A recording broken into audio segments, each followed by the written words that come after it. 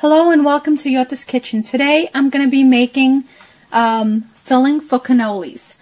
So right here I have 2.5 cups of ricotta filling, which is restaurant style. I had gone to a restaurant supplier and got this. It's 2.5 cups. You could also use ricotta, and you need to strain it. And it takes, probably a few hours, if not 24 hours. Just put it in a strainer, the ricotta cheese, with of course a bowl underneath it. Cover it and just let it sit until you get most of the moisture out of there.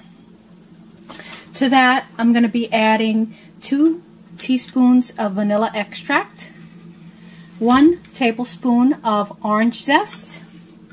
I'm going to be using 1 cup of powdered sugar, and the spices I have is 1/4 of a teaspoon of allspice, 1/4 of a teaspoon of cinnamon, and 1/4 of a teaspoon of mace.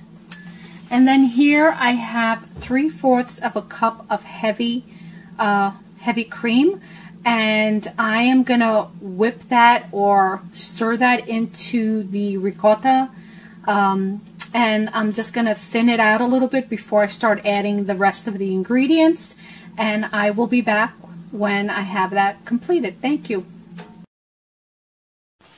Hello and welcome to yo-taskitchen. I wanted to show you my cannolis. I just finished stuffing them. I was very careful not to touch any of the chocolate, but anyway, I left some with no chocolate at all. If you would like, you can put some chocolate chips on it, like those miniature ones. I didn't do that because I was gonna put the chocolate on the outside. But if you want a little more flavor, go ahead and do that. I hope you like this recipe. Thank you very much for watching yo-taskitchen. And if you make these cannolis, let me know what you think. Have a great day, and thank you for visiting. Don't forget to subscribe to my YouTube channel.